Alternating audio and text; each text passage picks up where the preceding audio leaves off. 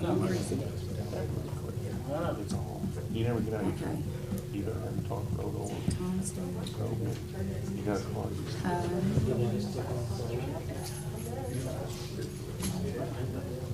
County Town Police Forum. You're live. Ready? Yep. Ready to start the meeting. We'll start the meeting with the pledge of allegiance.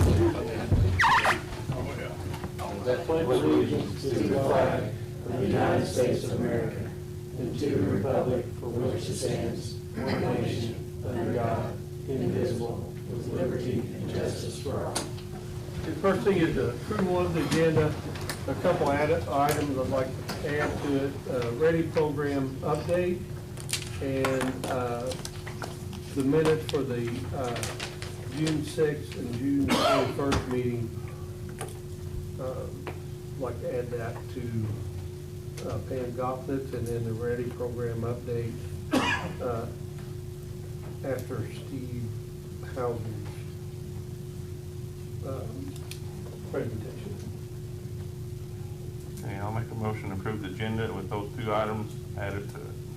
Okay, so Tom, you're adding it after 5, the Ready program? Yes, Okay, and the minutes when?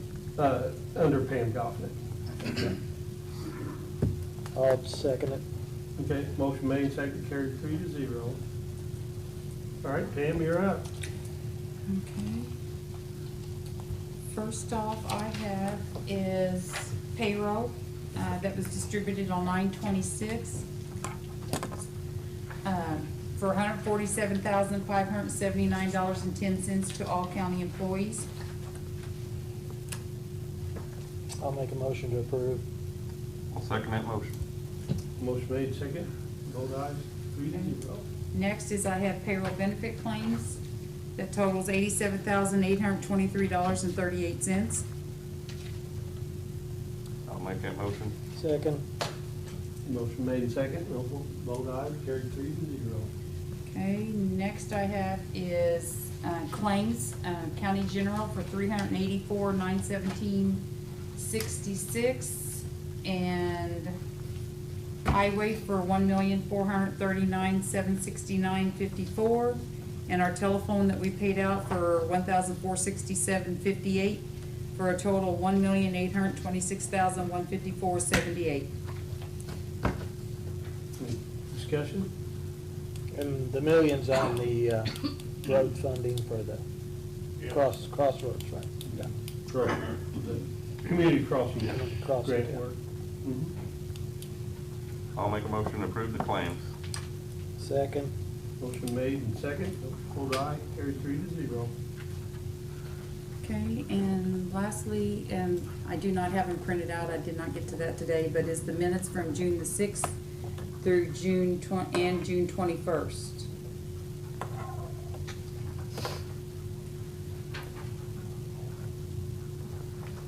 Did you email? Yes, I emailed them to y'all. Okay. They were included with all your information. And I want to split those. Okay. I think the 21st I wasn't in attendance, Right, so I'll make a motion for the 6/6 ones. okay. I'll second that motion. Motion made and second, carried, also vote aye, carried 3-0 to accept the 6/6. Okay, I'll make a motion on the 21st. And I'll second that, since Randy, you want to abstain? I'll just abstain from them. Okay. Motion made, second, carried 2-0 with 1 abstention. And that is all I have. All right, Steve Howe?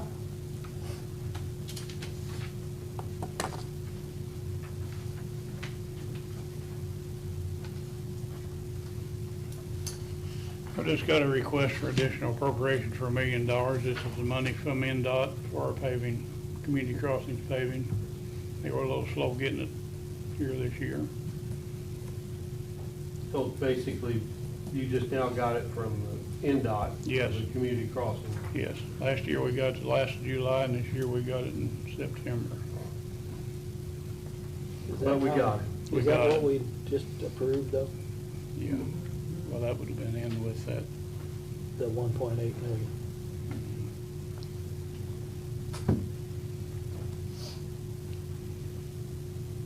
no, we approved the claim, but this is the additional appropriation, just to make it so it. We had to appropriate before we could pay it out. Get it out, yeah. You've already spent it. You can do better now. Yeah. Roads are paved. I know, I noticed that. They're moving along. They got a little shoulder work to do yet, but Yeah. done the paving. They look nice. Yeah, they do a good job. They do. I'll make a motion to approve. Second. Motion made and second, all vote aye, carried 3-0. Thank They you. do look good, Steve. Yeah, they do. They did a good job. Been on the custom already, so. All right, Steve Howard, you're up. Moving right along.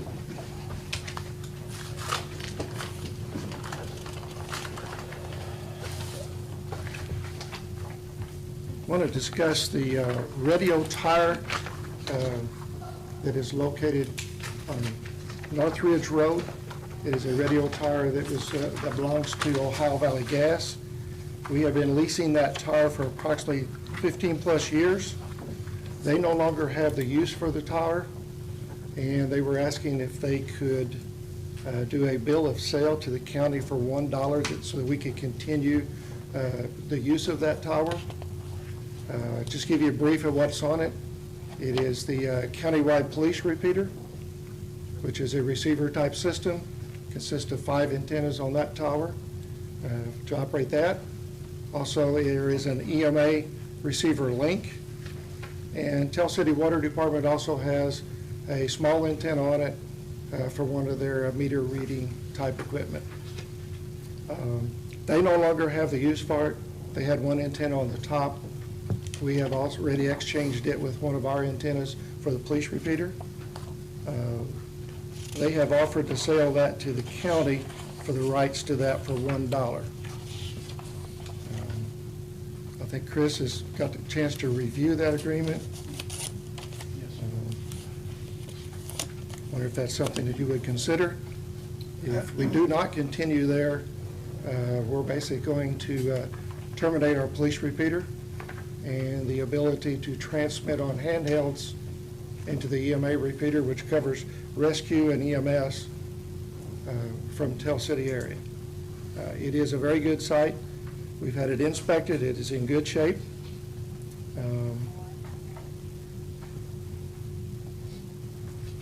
On your breakdown of the options, I mean, that's by far the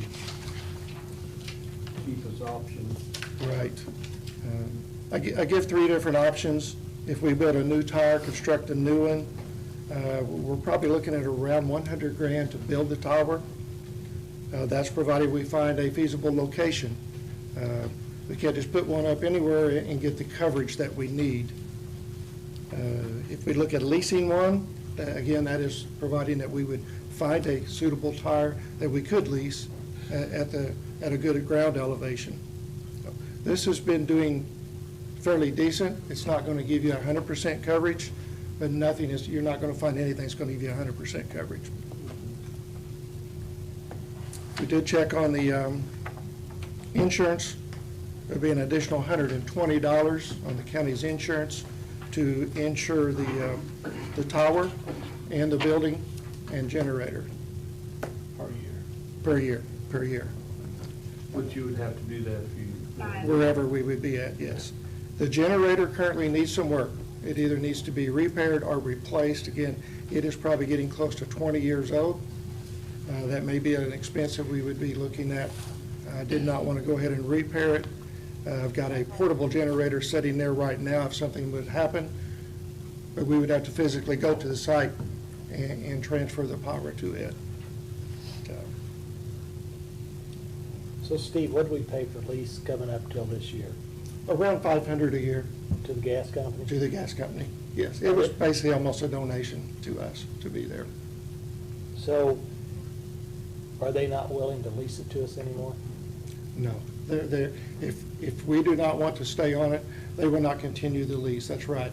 They would look at tearing the tower down and the building and the fence. So they're gonna take it all down here to the building and clean the site and just abandon it, is what their plan is. Yes, they've got 2 other sites in Indiana. They're doing the same thing too.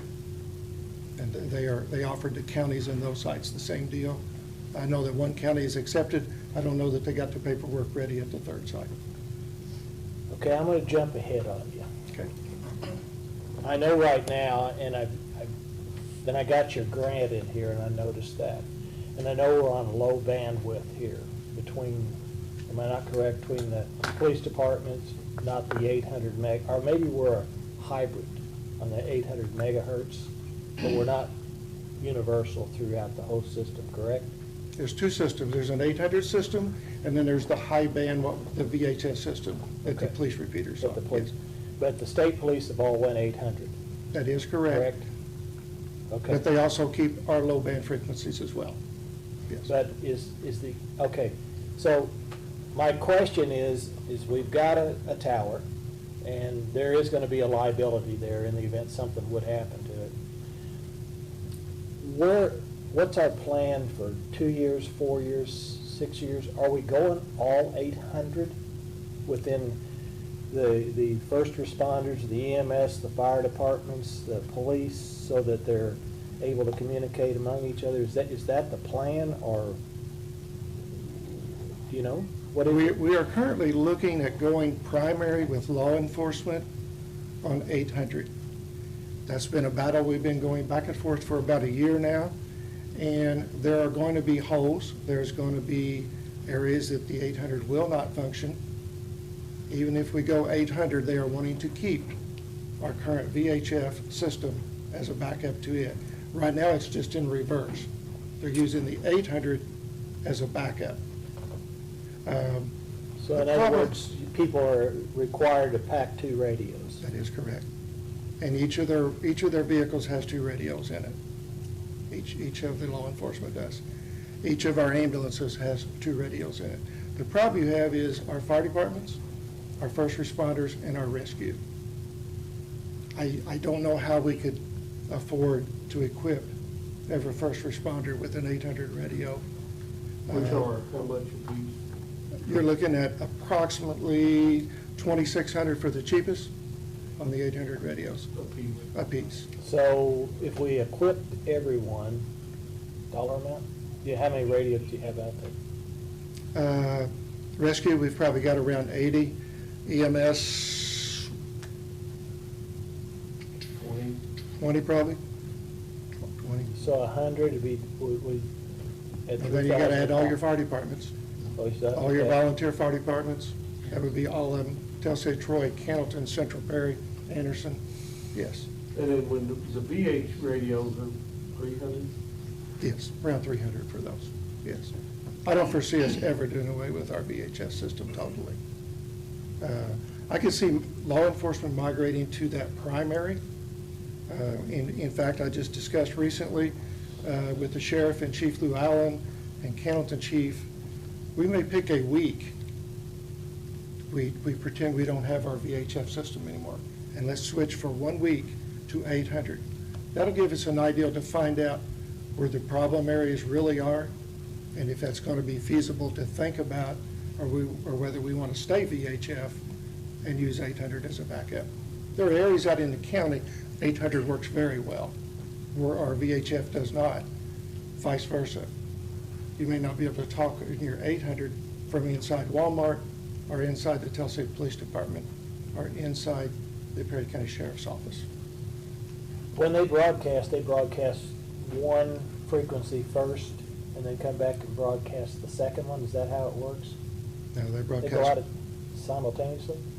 they can. Right now, what they're doing, the officers will monitor, and if they know that Randy Coe is working today and you're out in the northern part of the county where you don't have service, you will advise Tell City, you're on the 800 system right now. They know that they're going to communicate with you on 800. But my question is, let's say, for instance, somebody is wherever, and they call in, I'm having a heart attack. Mhm. And I have a police officer with a device in his vehicle that's a block and a half away, but he has the wrong frequency of the radio. They have dual right now. So they he do will not. get that just as fast as the EMS or anyone else will get At it, this so he's point. there. At this point, Okay, yes. that's my concern Yes.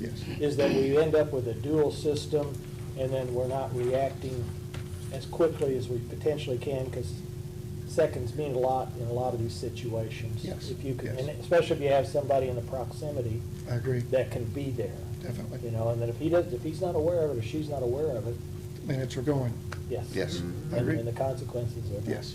what we want. We are looking at, with the state, there may be a way that we can lock those frequencies together. So if Tell City dispatches on EMS, there may be a way that those, it doesn't require another step for our dispatchers, but it is also rebroadcast on 800. That is something the state is currently looking at doing, because many counties have the same issue. And this brings me back to the antenna. I just want to, you know, at times I think the county could do a better job of planning and have a insight as to where we're going in 5 years. And I don't want the antenna to become a device that sucks our revenue away from us in any form, when maybe in 4 or 5 years we wouldn't use it, or we change it, or we ever, just so we don't make a false step Understandable? that we, you know, then we continue to pay for it. Because if the county has to carry the burden to take it down and demolish the building and all that kind of stuff, then we've taken away resources from your group. Understand. And we don't want to do that, Yes. so.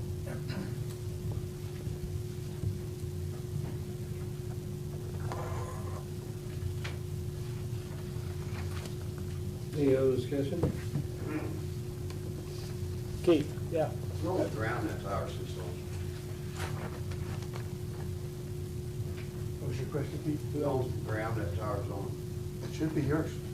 Yes. And that's legally, Ohio Valley can transfer their, There's a permanent easement on the land, and it allows for successors and assigns.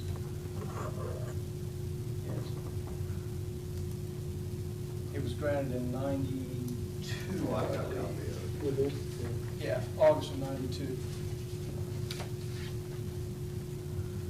I would assume, and maybe I'm wrong, but if the county no longer has a desire, the need for that, Well, yeah, that would still be, what it says is if any grantee no longer uses it for the, has the stuff on it, then is actively using it, then it needs to go away. The easement goes away. So if there ever comes a time when you take it all down and remove the facilities, then it reverts back to the grantor, not the grantor, in this case, it revert back to you if you're still on the property. And I suspect there's an obligation to put it back to its original state. Absolutely.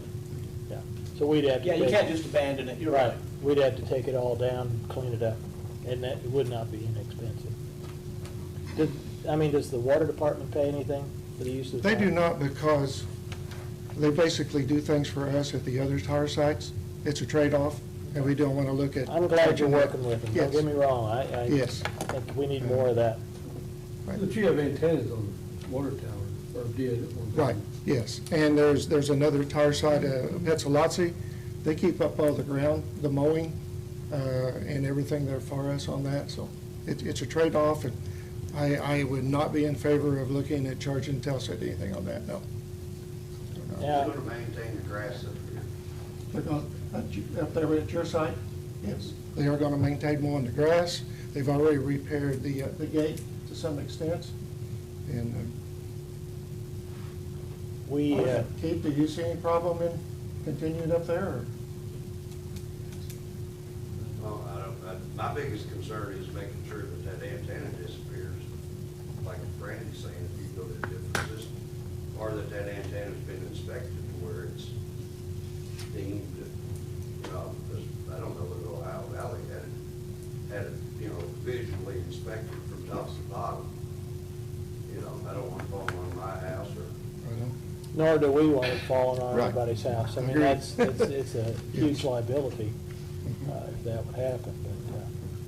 But you also mentioned 911 funds. For generator? For using it, is that for the generator? It could be. It could be an eligible source, funding source. I'm not saying that it will be, but it is an eligible funding source for the generator, yes. And you'll run that past that committee, won't you? That'll go before the committee. Good idea. I'm glad to hear that. Yes. Yeah, because that kind of goes hand in hand. We have emergency, be a storm related.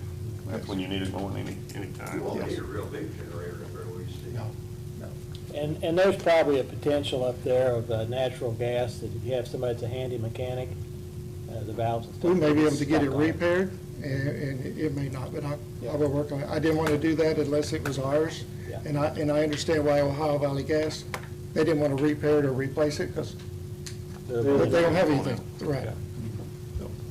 And you did include a survey of that by Harmonic. That is correct, yes.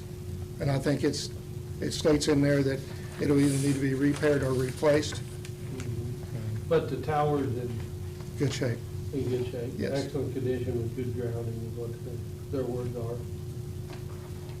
Who inspected the tower, Steve? Ryan Yoder, Harmonic Electronics. Yes. Is he certified for that? I'm assuming, I don't know if there's any certification. I don't know. I don't know if there's a requirement. He did that for or not. Franzman, so Yeah. I guess they insured it works. they insured it, yes.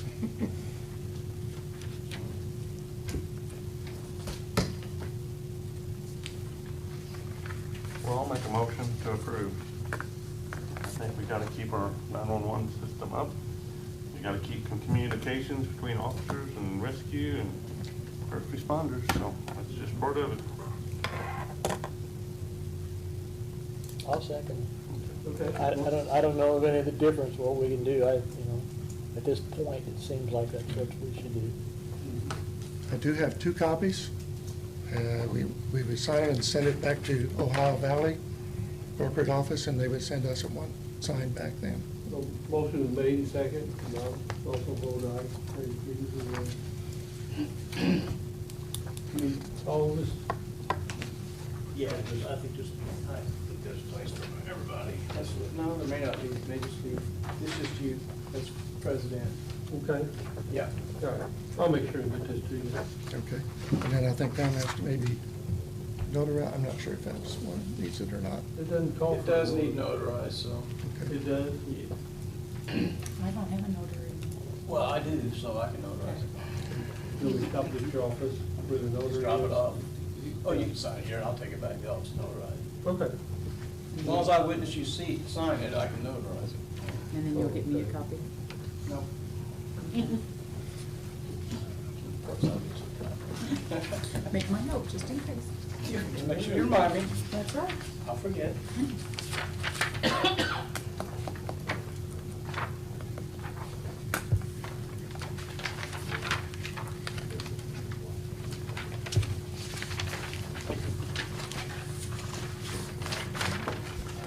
There's one child there.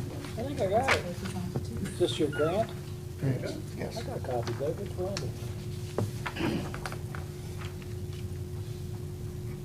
The only other thing, I don't know if you're ready for me to go with that on the grants, okay? Just an update status on some grants that we applied for, and there's a printout there of it. The 2021 EMPG grant, which is the Emergency Management Performance Grant, we submitted it in August of 2021. We have got it approved. We received the award letter in October of '21, and we have also received the money, and it has been receipted into the county general fund in the amount of $32,827.63. Another grant that we submitted for 800 radios, and what this covers is our existing radios that we have that are going to be obsolete here in about a year. They will no longer accept the updates, and these will cover law enforcement, countywide, the ambulance service, the ones we have at Central Dispatch, and each fire department, I believe, has one. I submitted a grant for it in the amount of $148,893. So Steve, does that cover Tell City, or are they That will cover, The yeah, whole- countywide. the whole police force? Yes, So- the whole police force, So we've got all of our police covered? yes. Okay. Yes. The original radios, except for the ones they've recently purchased, the county purchased all those radios. Okay. So, And these are based in the car, or are they handheld? both. Okay. There are handheld radios and there are mobile radios. Several of each are we call them the old gray radios. It's the original ones, and they are no longer going to be accepting the upgrades. Okay. So that is what we submitted. I think there's around, I will say roughly 62 radios, if I remember correctly. But we did receive the letter on September the 27th that we have been awarded that grant in amount of $148,893. It won't be readily available, but it'll be forthcoming in the next few months. That was the priority grant. We also submit, pardon? Did you make the point that this is not, there's no match? There is no local match. There's no local match on this fund. It was funded 100%. The other part was a non-priority grant that we submitted for $42,790.50. We have not heard from that. That would be on rescue tools, upgrading rescue tools. We expect to hear from that anytime, either a yes or a no. We also submitted. And it won't require. It will also not require a local match. We also submitted a grant. It's called a 2022 EMPG, Emergency Management Performance Grant. It was submitted on September the 7th for the amount of $32,827.63. We will not hear from that grant until sometime in 2023. We anticipate we probably will. That is the reimbursement on part of our salaries. And we have got that every year, as long as we meet their requirements. Their requirements change year by year. You've got a checkoff list. You meet their checkoff list, then it's kind of like a care. You get the reimbursement. And the last one is a small competitive grant that does not require a local match. This was dedicated to EMA cybersecurity projects. We submitted that small one for $14,421.94. That would cover 2 computers, 2 monitors, and a map plotter that met the criteria on that. We probably won't hear from that one for a while.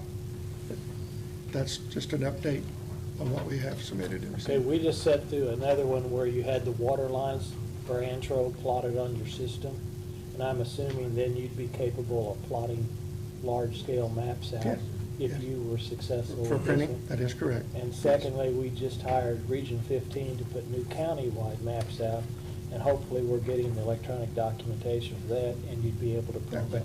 That would be excellent. So, Yes, if that comes through, so we can generate our own maps for use within the system, so. that would be correct. Yes. Okay, That is all I've got, and thank you. good luck. Hope they come through. Thanks for the good work, Steve.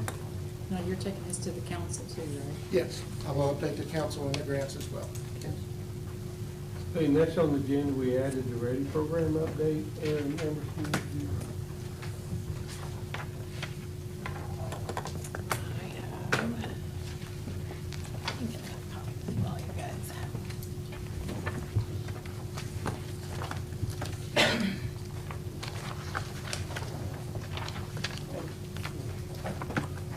All right, I am here to give an update on READY, which stands for Regional Economic Acceleration and Development Initiative. And I know that we'll get into project specifics, but just so that we're all on the same page about what the program is and the requirements, I wanted to do a quick update on that. So in May of 2021, the Indiana Economic Development Corporation announced a $500 million state appropriation to fund READY, which is an initiative designed to promote strategic investments aimed at making Indiana a magnet for talent and economic growth.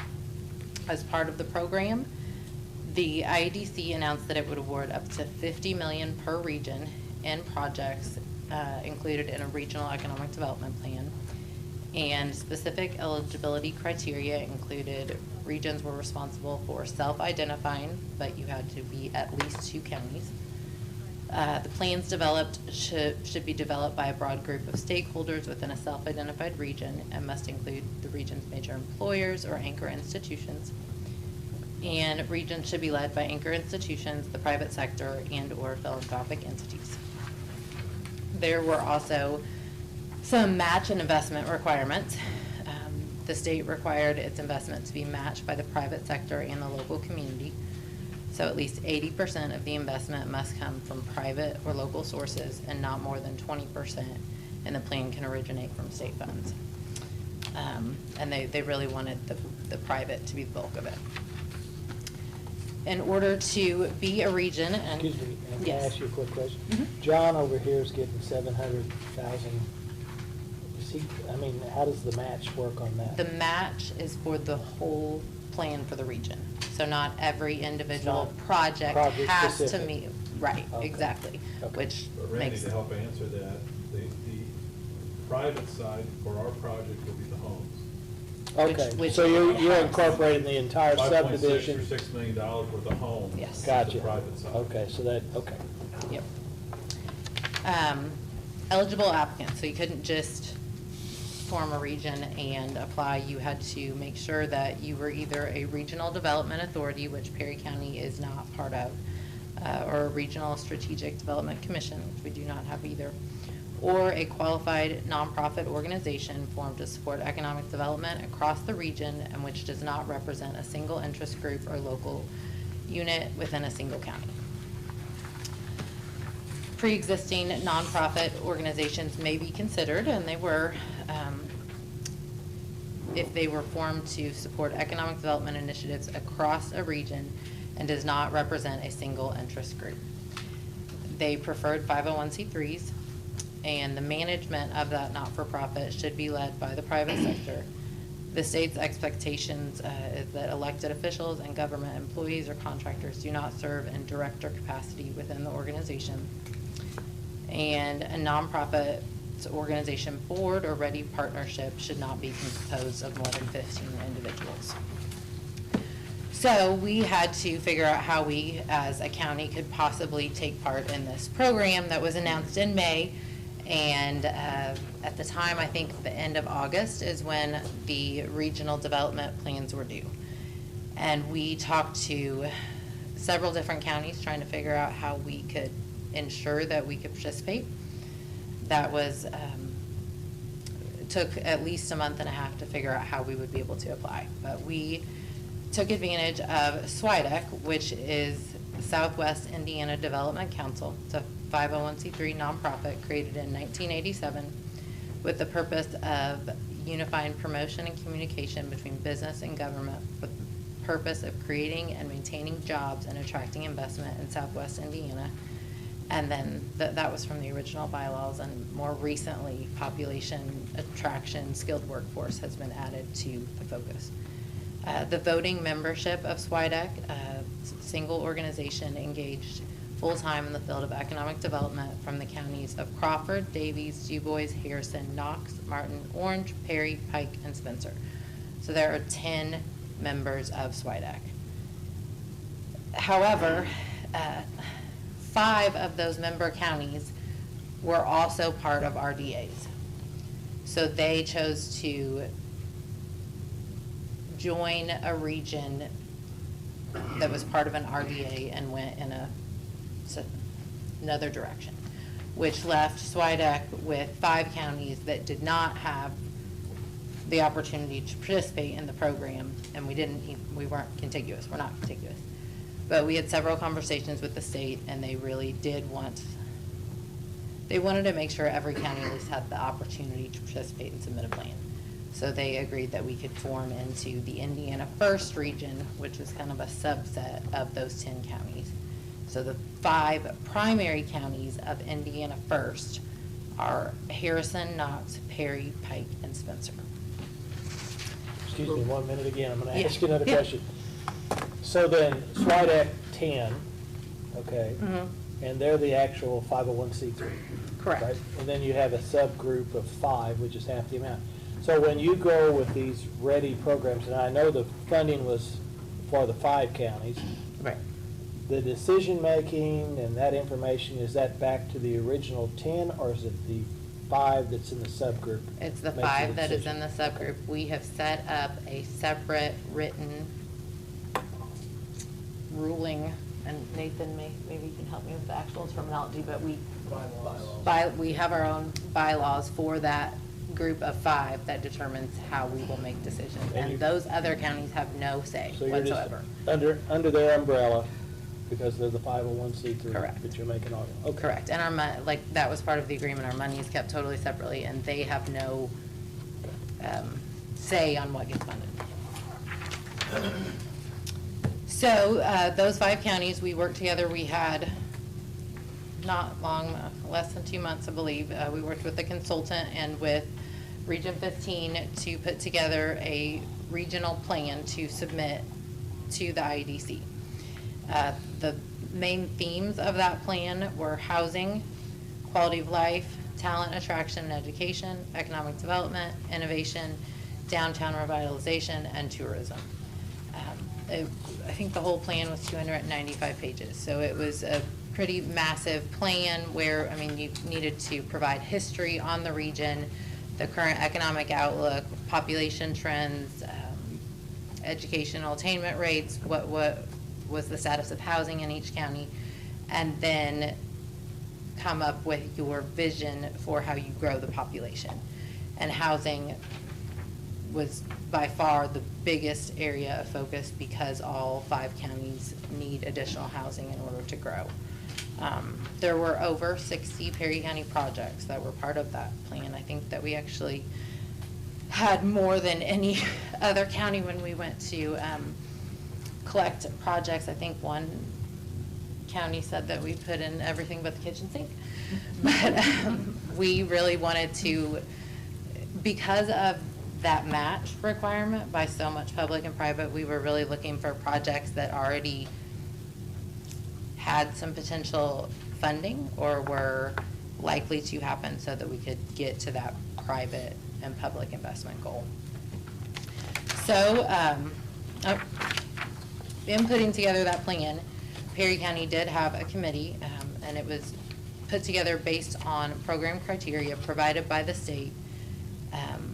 And this county level committee structure was proposed and approved by the Perry County Commissioners. On here I have July, and I don't know if it was July or August. There was a resolution in August, but I think the structure was approved in July.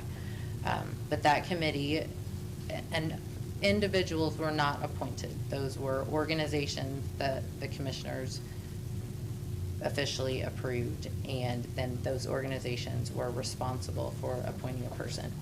And those organizations were the Perry County Development Corporation, the Perry County Port Authority, Perry County Convention and Visitors Bureau, Perry County Chamber of Commerce, Perry County Community Foundation, Perry Spencer Communications, and that had a lot to do with knowing that they had a lot of projects in the works that we could potentially count as some of our private match. Tell City Economic Development Commission, Tell City Ivy Tech Career and Technology Center, and Tell City Regional Arts Association. And if you look back at the themes of the plan, those organizations really kind of echo what came out of the plan and the needs. So in December, the state made funding announcements. We applied for the full $50 million, and our region was awarded $15 million, which is not $50 million. Which meant that we definitely had to start paring some of those projects down. The state did then provide some additional guidance on the funding source of how they were able to fund the READY program.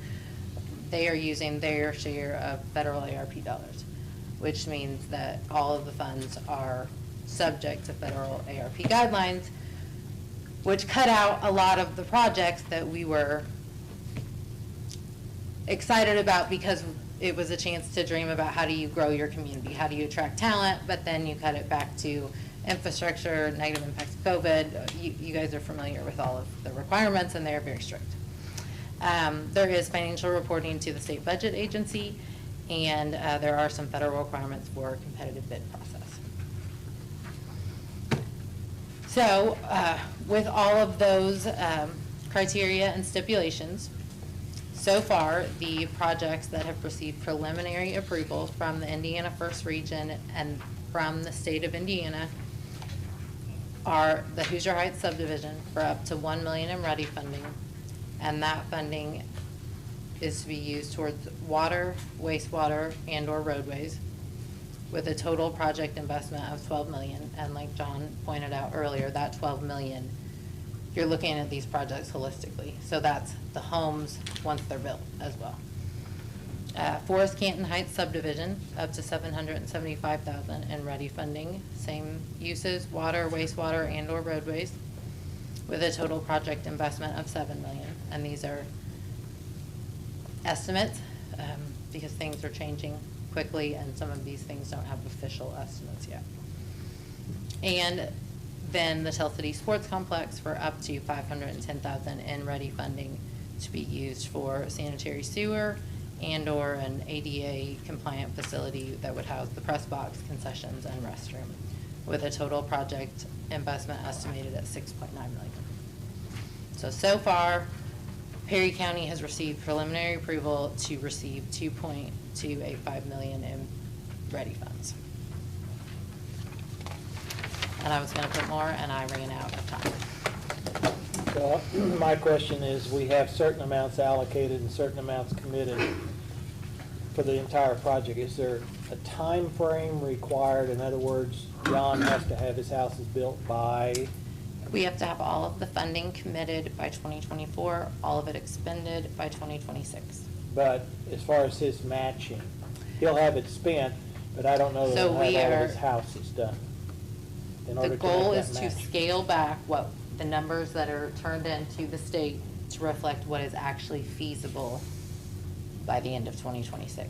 So, let's say you granted him $700,000, and in 2026, he hasn't got enough houses built, then what happens? Well, this is a huge topic of discussion, and one of the reasons that we don't have all of those agreements signed yet. I said that we were awarded $15 million. Of that $15 million, the state took their 3% fee to cover their consultants, to make sure they're spending theirs correctly. Of our administrative fee, then we need a grant administrator, an attorney, and an accountant. We have an attorney, and we are working through that process now to figure out what the state is actually requiring versus what we need to do as a region to protect ourselves from having a developer say, I'm gonna build all these homes, and then the infrastructure's put in, and them not being built. So that is in discussion right now. We do not have a final sub-grant agreement approved yet, but there are regions that are doing it. I mean, it's not. I'm just curious because, see, I know in the RARP funds, if we misallocate them, then the county's obligated to replace them. And we are gonna get audited, so we're well aware of that. And the representations, like the first one, you're gonna have $12 million. That's good. For our area, that'll be a lot, awful quick. But, Well, and you we know, are- we don't wanna get ourselves in a situation where Right. now the feds or the state government's trying to claw back in some fashion. And That, yes, that is exactly the discussion that is being had right now on how do we protect ourselves as a region, because Indiana First is the actual recipient of the funds from the state. So we have legal counsel to ensure that we are doing what we need to do to protect ourselves with the appropriate. It is not- But Indiana First has no taxing authority or anything else, no revenue source or anything, it's only grant related. So who's gonna be the next one on the pecking order that has to come up with the money if there's a problem? Well, I will let Nathan chime in just from the. Okay, Nathan. Because go I ahead. know that he has had a lot of these conversations from the grant administrator side. Yeah.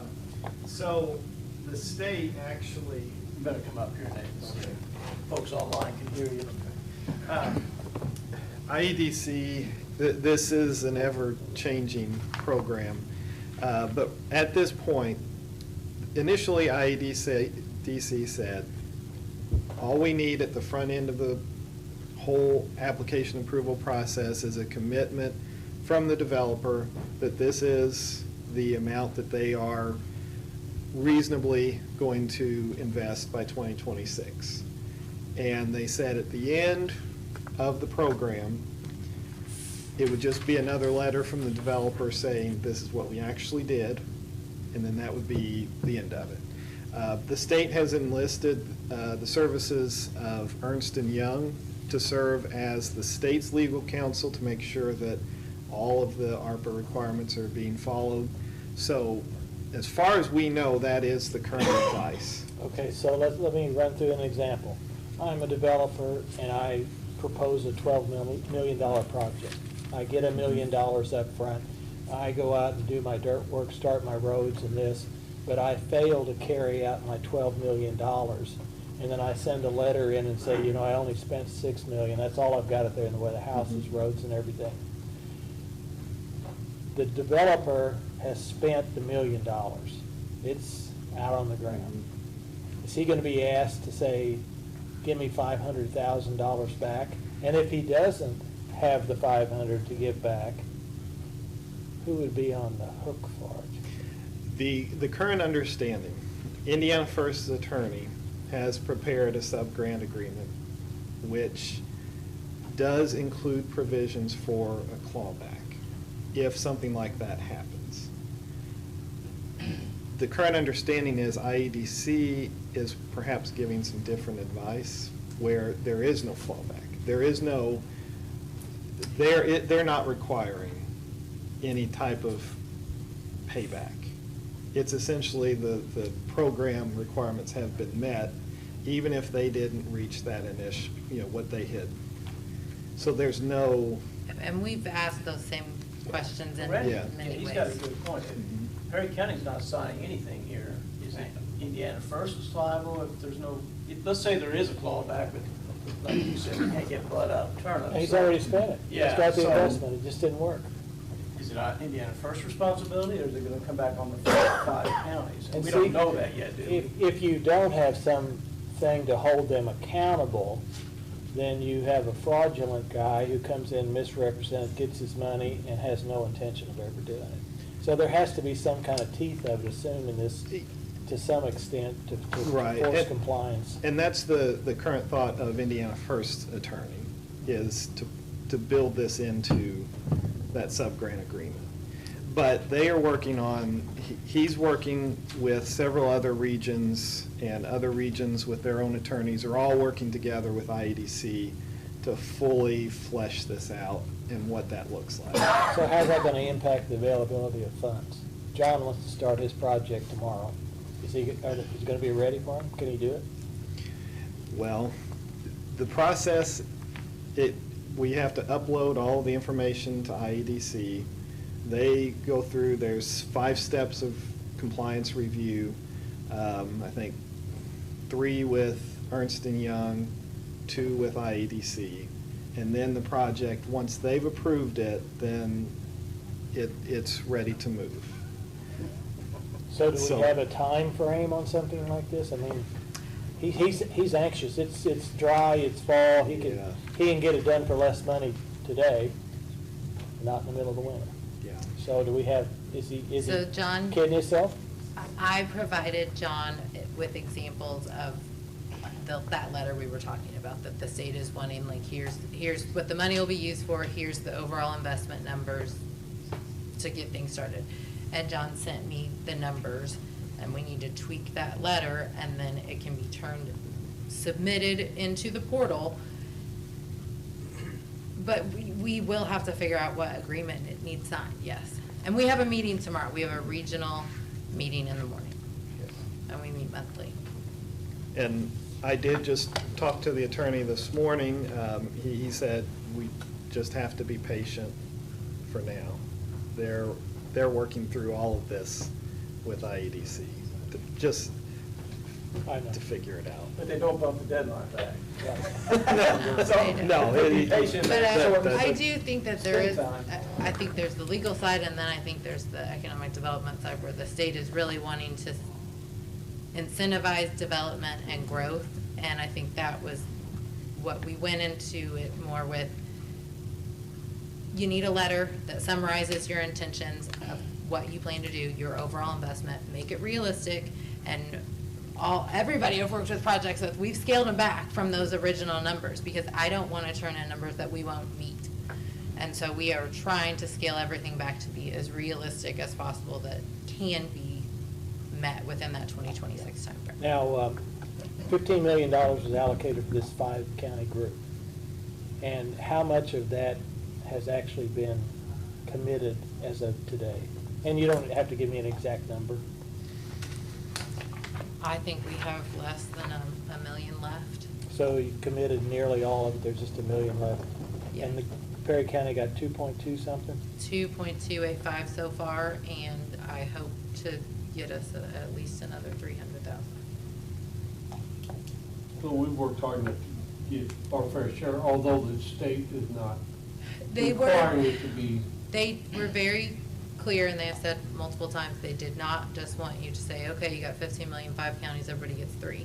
But we only actually ended up having 14 million after all of the administration of it. But they did not, and we, as county reps, have been having those discussions like, hey, so-and-so, you're a little high, can you knock your totals down so we can even this out? And the state has stepped in and said, no, that is not what this is about. If they need that much to get that project done, It's about the projects, not the county. they don't want it to be based on, okay, everybody gets your fair share. Okay, so. Do you have a comment? Yeah, wouldn't the IEDC require bonding from the contractor for the full amount of the project? If the contractor fails, that should fall back between the bonding company and IEDC, because every job I've done, especially when you're talking $8 or $80 million jobs with the federal or the state, I've had to get bonded for the full amount of the project before we started. So Perry County would not have a horse in the race. It would be the insurance company that bonded the contractor, and IEDC would have to work out what equipment, what was left, and how to. Well, so that leads to the question, will there be a bond required by the contractor? I actually, that's a good point. I think the grant agreement does lay out. I don't that's think one of there's the an ARP requirements. requirement though, because I've read those regulations and I can't find a bonding requirement for any project. Yeah, I didn't bring my whole file, but But- IEDC has their own grant agreement for this that lays out more in-depth requirements than I believe even the ARPA does. For instance, then if we have somebody that actually was allocated ready funds and then they decide they only want, or can utilize half of them, the other half reverts back to the Indiana group, so we could actually, in essence, as a county, lose that opportunity. They wouldn't say, okay, can Perry County come up with something else to utilize that money to, because otherwise, you know. Back to it's about Yeah, the projects, not the county. Yeah, there is something, removal of projects or lowering, I think that I need to read over the whole thing, but I'm pretty sure that that money then goes back to the region, and then you can ask for it again. But it has to go through the allocation process once. Right, it's not Right, just. but it doesn't go to the state, it goes to the region. Right, we're not, and we don't have that money, by the way. I mean, we don't, that, it's a whole we'll submit a claim, we'll draw down some, that we don't just have a chunk of money. Yeah, that's it in the county. Different than the ARP fund in the Right, county, we because have they to accept the money and it's sitting in our submit checking account. all of the. Yeah, I mean, because this is the state's share of their ARPA, so they're holding it and we just draw down from that. So. All right, thank you. I think it's very informative. I appreciate you all coming and explaining it, because I know it's a complicated program, and it was from the very start.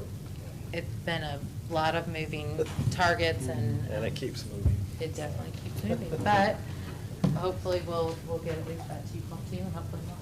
Okay. Okay, thank you. Thank all of you, Katie and Aaron, Nathan. Okay, Chris? So, we've had an office holder talk to me a little bit about public records, and the county has been receiving a lot of public record requests lately, fine, which are perfectly legal, and that's all fine. But we don't have any kind of a form to keep a record of when we get them, and there are certain rules on when you have to respond and who has to respond, and we need clarity on what records are sought and all. So there was a state form that some counties have adopted that's called a request for public records, and I think you guys have seen it, and I've got a copy here. And it asks for the name of the person requesting the records and their contact information and the specific records being requested and the date and time, so we know exactly when that is. And then it clarifies whether you're wanting to inspect the records, whether you want to copy the records, and it explains that there may be a fee, so it has a place where you can check if you were told that there was a fee involved, and a place to sign a date. And then it also has information on the bottom for the agency, the office, to be able to put on there whether it was granted or denied and the date and the reason for the denial and all that. So basically, it's just a really good way to keep a record of the requests that come in and how timely they're being handled and what the responses are. So as I said, there's no law that says the county has to adopt this form, but it is a convenient form to have that can be handed out to folks as they come in and ask for records, or sent to them by, if someone emails you for records, you can send them this form, have them fill it out and send it back. So I'm happy to answer any questions if anybody has any. Otherwise, we'll be ready for a motion. I think this is the way to make sure it's consistent. The requests are handled consistently. So, And I think other counties are doing the same thing. yeah. I know Du Bois County has recently done That's what I heard, this yeah. the same form. Well, it brings some professionalism in, because then you have certain requirements to respond. So if you date it, sign it, everybody's aware of it. So it works both sides. And instead of somebody forgetting about it, or the other person feels like you're not responsive enough, and state law then's followed. I think it's a good thing. I'll make a motion to approve it for all departments. Yeah, that was good. That would be every department in the courthouse and every county department, period. I'll second that motion. Motion made, second, I vote aye. Carried 3-0. And that will be made available to anyone that has a records request. Yeah. And I will make sure that I'll send this out to all departments. Yeah, you got a copy of it. Good. Okay, miscellaneous? I've got one thing I want to talk about, and it's directed towards Chris. You ready? Sure. The commission, or the council, just approved a part of the economic development tax to be set aside for maintenance of county buildings. Okay. And my understanding is that we would have to modify that agreement, whatever we have, to reflect the fact that what we want to do, we've talked about this, is set that size, the amount of that dollar aside for just maintenance of this building, the jail, the parking lots, the whatever. We've just really not had funding for that, and they passed that at their last meeting. So whatever we have to do to modify that procedure, the process, we won't start getting money until 2023. Is this This, the edit plan. The edit, Yeah, yes. to modify the edit plan. Okay. In the original edit plan was that 30% was to, remember that 50% was to highway. 50 highway, 30 and 20. 30 was the repayment of bonds, and 20 was for economic development. Well, since the bonds have been paid off, the idea is that some of that portion, they could be spent for maintenance that has in the past been paid for by TIF funds. Well, TIF can't be used for that. Though that 30% was modified. Right, but what I'm saying is that there was some projects done, but what I'm saying is, since those bonds are paid off, Okay, that was modified yes, for jail operations. for jail operations. Courthouse security. Yeah, Yep. and so I think it just makes sense to utilize that. And for the see, building. what we did there, Chris, we didn't get necessarily a percentage, it was just .05. We were pulling out of that. The original jail, Yeah. I Yeah, think it was .50. It was. And it drew in about $2 million a year. Yes. And we thought if we went 10% of that, that'd give us $200,000 into that fund to use and reserve it so it didn't get away from us, to do the simple maintenance things that's required to keep the facilities up. Yeah. And, And when we built the jail in 12-ish. Well, yeah. That was brought up then, that eventually this special legislation, Yeah, it goes away. When the It- bonds are redeemed, which they have been as of August, I think. that goes away, and we would have to come up with a plan Yeah.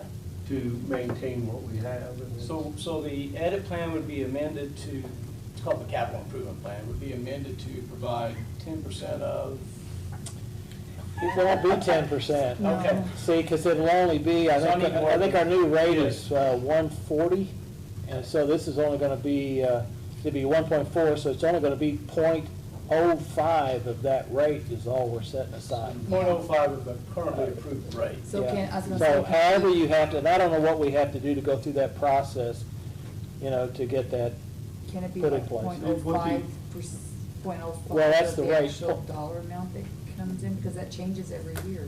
Well, we will change every year. the amount of dollars Yeah. will, but the rate won't Yeah. unless it's, you know, modified Unless by they- the council. Right. Right, Yeah, but but we can modify our edit plan to Earmark that. reflect the percentage. Yes. So it's a 3-year edit plan. I don't remember what year we're in right now. Second, I That think. sounds right. But we can amend it, and we don't have to Yeah, wait. You can amend it now for the And rest that of was the kind time. of the, I'll send But we don't need to get it done till 2023 when the money will actually start. That's a good point, too. But Yeah, I'll send I don't you know the what contract. procedure you have to go through in order to do this. Approved by the commissioners. Yeah.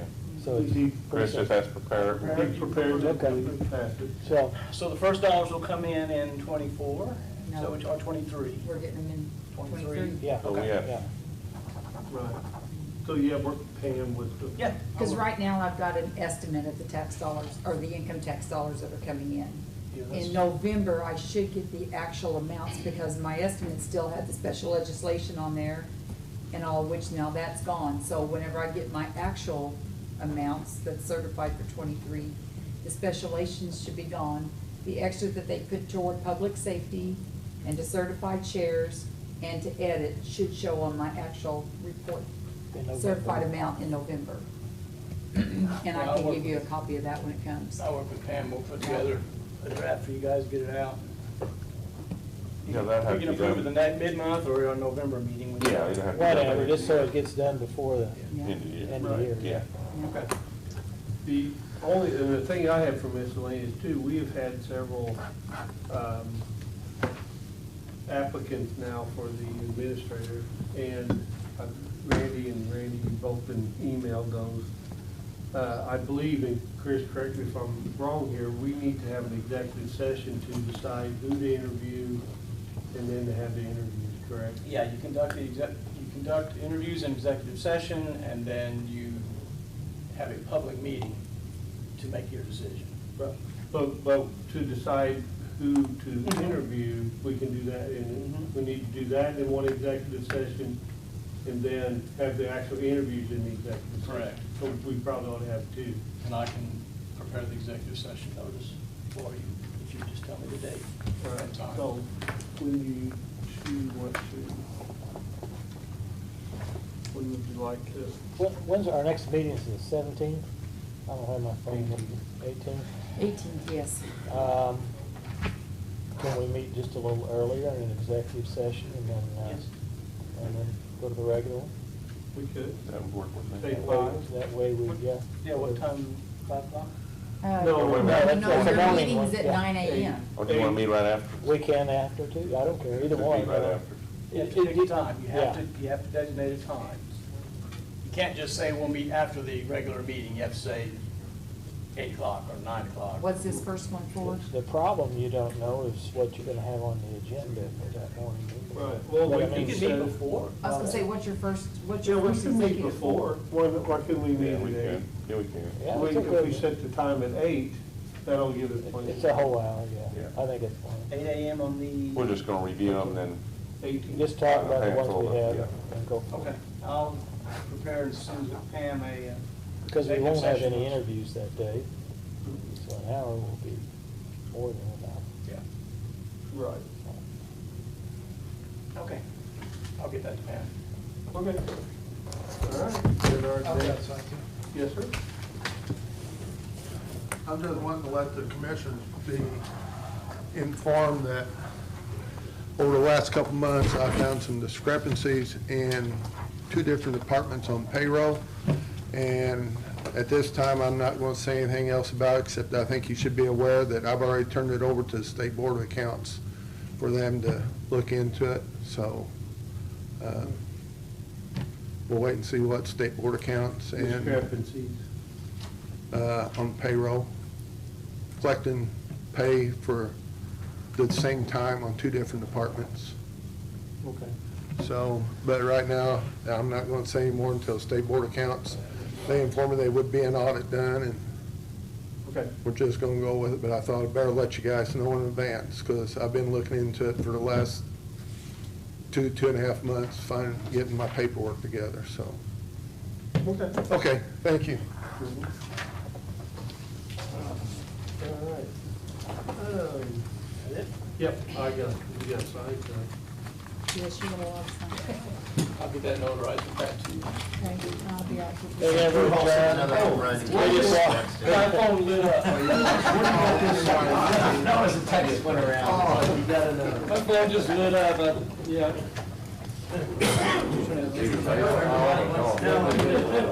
Who else just hit on the home run? Oh.